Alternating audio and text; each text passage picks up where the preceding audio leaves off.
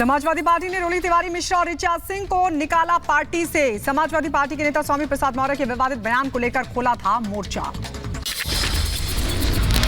Samajwadi party से निकाले जाने के बाद ऋचा सिंह की प्रतिक्रिया आई सामने। ट्वीट कर लिखा कि निष्कासन का बताओ कारण। सपा से निष्कासन के बाद रिपब्लिक भारत से बोली ऋचा सिंह, मैंने अनुशासन नहीं तोड़ा, पार्टी में नैतिक बल नहीं है। मुझे नहीं लगता है कि मैंने आज तक कोई पार्टी के प्रति कोई अनुशासनहीनता की है। आप में क्या इतना नैतिक साहस नहीं था कि आप जो है इस बात के लिए मुझसे सवाल जवाब करते या मुझसे जवाब मांगते? ऋचा सिंह ने समाजवादी पार्टी पर उठाए सवाल, बोले सपा में कारण बताने का दम नहीं, मैं स्वामी प्रसाद मौर्य के बयान के विरोध में हूं। छद्म समाजवादी स्वामी प्रसाद मौर्य जो लगातार रामचरितमानस को लेकर अभद्र टिप्पणी कर रहे हैं और उन्होंने भरे मन से कहा कि समाजवादी पार्टी की सरकार आएगी तो रामचरितमानस को बैन कर दिया जाएगा, मैं इसके खिलाफ हूं। दिल्ली के भजनपुरा में देर रात ताबड़तोड़ फायरिंग हुई। कार पार्किंग को लेकर दो पक्षों में हुआ था विवाद। फायरिंग में 2 लोग गंभीर रूप से जख्मी हो गए। यूपी के बलिया में बुजुर्ग महिला की बेरहमी से पिटाई, वीडियो सोशल मीडिया पर वायरल। मामले की जांच में जुटी पुलिस। हरियाणा के भिवानी से दिल दहला देने वाली घटना आई सामने। लोहारू इलाके में एक जली हुई कार से मिले 2 नरकंकाल मिलने से दहशत का माहौल। जांच में 2 युवकों के कंकाल का खुलासा हुआ है। राजस्थान के भरतपुर से माना जा रहा है दोनों कंकाल का कनेक्शन। पुलिस को शक हाल ही में हुए किडनैप में 2 युवकों का हो सकता है कंकाल। जुनैद और नासिर नाम के युवकों का कुछ दिन पहले हुआ था अपहरण। आईजी का बयान, डीएनए टेस्ट के बाद ही कुछ कहना संभव। ये वही व्यक्ति हैं जिनका अपहरण हुआ था और जलाया गया है। बॉडीज वहाँ पर हैं। उनके postmortem and forensic analysis, DNA analysis के बाद उनकी पहचान की पुष्टि हो पाएगी। पूरे मामले पर सियासत तेज हो गई है। एआईएमआईएम अध्यक्ष असदुद्दीन ओवैसी ने ट्वीट कर हत्या का आरोप लगाया।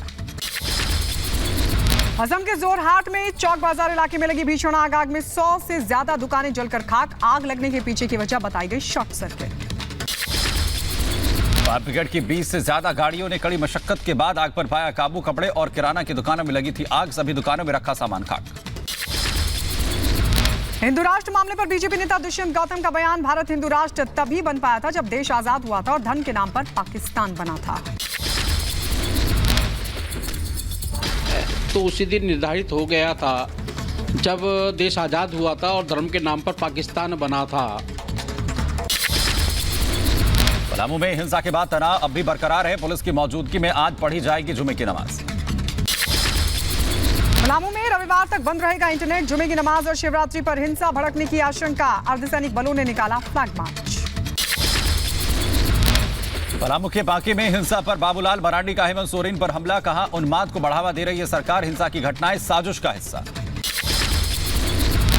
राज्य को सांप्रदायिक हिंसा में झोंकने की एक प्रकार से वो तैयारी कर रहे हैं। ये राज्य के लिए, राज्य के विकास के लिए, यहाँ के लोगों के लिए सर्वथा कहीं से भी कोई उचित नहीं है। पलामू हिंसा पर आईजी का बयान, जल्द इलाके में तनाव पर काबू। अब तक 11 लोगों की हुई गिरफ्तारी, बाकी की तलाश जारी। डीवीसी के दफ्तर में इनकम टैक्स विभाग का सर्वे 60 घंटे के बाद खत्म। ब्रिटिश ब्रॉडकास्टिंग कंपनी पर करीब 2500 करोड़ के टैक्स हेरफेर का आरोप। दिल्ली से लेकर मुंबई तक इनकम टैक्स विभाग का ताबड़तोड़ एक्शन। बीबीसी की फंडिंग संबंधित दस्तावेजों के साथ कंपनी के खातों की पड़ताल। आयकर विभाग के अधिकारियों ने बीबीसी के दफ्तर से कई दस्तावेज, पेन ड्राइव और हार्ड ड्राइव किए हैं जब्त। दिल्ली में सर्वे के दौरान करीब 9 मोबाइल फोनों के क्लोन्स तैयार कर डेटा एनालिसिस। अफसरों ने अकाउंट डिपार्टमेंट से जुड़े कंप्यूटर का डेटा भी खंगाला। बीबीसी पर चाइनीज कंपनियों की तरह फर्जीवाड़ा करने का आरोप। बीबीसी दफ्तरों में आईटी के सर्वे को लेकर देश का सियासी माहौल गर्म। कांग्रेस और आप ने सर्वे पर जताया विरोध।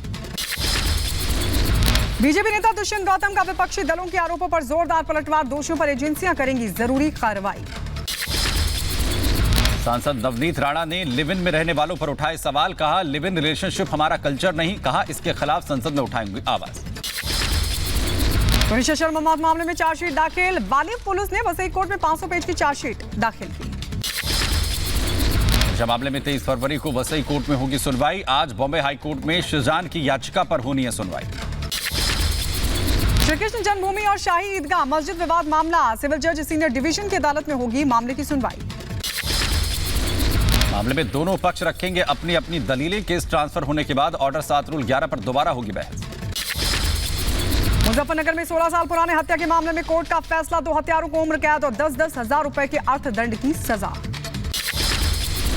दिल्ली में एमसीडी मेयर पद के चुनाव के मामले पर आज सुप्रीम कोर्ट में सुनवाई। सीजेआई डीवाई चंद्रचूड़ की अध्यक्षता वाली पीठ करेगी सुनवाई। पिछली सुनवाई में सीजेआई ने कहा था कि मनोनीत सदस्य मेयर चुनाव में वोट नहीं दे सकते, इसकी वजह से टल गया था 16 फरवरी को मतदान।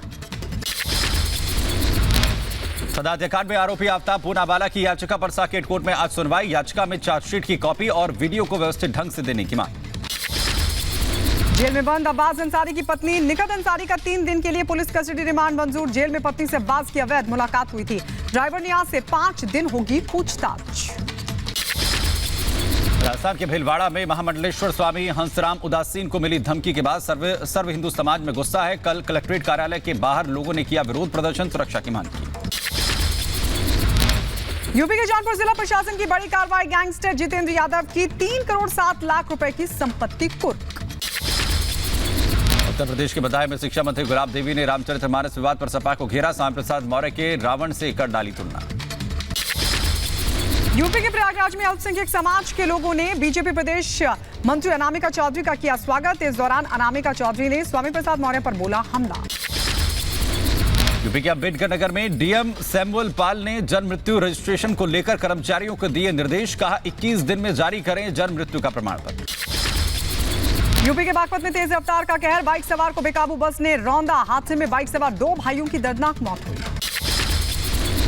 यूपी के मऊ में पिकअप और एसयूवी की भीषण टक्कर हुई। हादसे में 2 लोगों की मौत हो गई, 19 लोग इसमें घायल हुए हैं, 4 की हालत गंभीर है। यूपी के फिरोजाबाद में कार और 3 पहिया रेहड़ी में हुई जबरदस्त भिड़ंत। डिवाइडर से टकराकर कार के उड़े परखच्चे। भीषण सड़क हादसे में 5 लोग गंभीर रूप से जख्मी हुए। यूपी के गोंडा में गन्ने से भरा ओवरलोड ट्रक पलटा। हादसे में 2 साइकिल 6 बाइक दबी हैं। वो सीसीटीवी में ट्रक पलटने का वीडियो वायरल हुआ। यूपी के प्रयागराज में बेकाबू कार घर में जा घुसी। कार की चपेट में आकर महिला की मौके पर ही मौत। स्थानीय लोगों ने कार चालक को बनाया बंधक।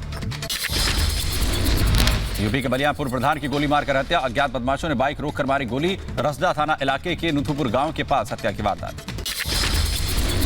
यूपी के बुलंदशहर में कब्रिस्तान से युवक का निकाला गया शव। परिजनों ने शव पोस्टमार्टम कराने की उठाई मांग। ससुरालियों पर हत्या का आरोप। यूपी के रायबरेली में मामूली बात पर 2 पक्षों में मारपीट हुई है। एक दूसरे पर जमकर चलाए ईंट पत्थर। यूपी के बुलंदशहर में यात्रियों का सामान चोरी करने वाले गिरोह के 7 सदस्य गिरफ्तार हुए। लाखों के आभूषण और एक ई-रिक्शा भी बरामद हुआ। यूपी के सुल्तानपुर में बैंक कैशियर ने विकलांग ग्राहक को बैंक में जमकर पीटा। सीसीटीवी में घटना हुई कैद। बैंक कैशियर के खिलाफ पुलिस ने की शिकायत। दरअसल विकलांग ग्राहक बड़ौदा ग्रामीण बैंक में पैसा निकालने गया था। नई पासबुक बनवाने को लेकर कैशियर ने पिटाई की। यूपी के मुजफ्फरनगर में कैश कलेक्शन एजेंट से हुई लूट का खुलासा। बाइक सवार बदमाशों ने 1,22,000 की लूटी थी नकदी। पुलिस ने एक आरोपी को किया गिरफ्तार। हरियाणा के रेवाड़ी में नाबालिग छात्र ने 10 वर्षीय बच्चे के साथ किया कुकर्म।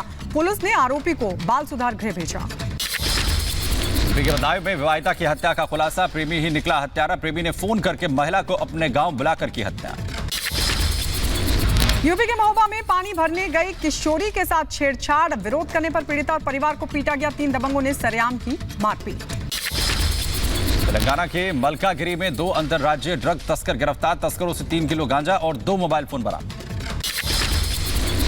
गांजे की तस्करी में प्रयागराज में 2 लोग गिरफ्तार हुए। तस्करों से पुलिस ने एक गांजा तकरीबन 1 किलो बरामद किया। अमृतसर में पंजाब नेशनल बैंक के एटीएम में लूट। चोरों ने एटीएम से उड़ाए 22 लाख रुपए। एमपी के सीहोर में रुद्राक्ष महोत्सव का दूसरा दिन आज। कुबेरेश्वर धाम में दूर दराज से पहुंचे लोगों को परेशानियों का करना पड़ रहा है सामना।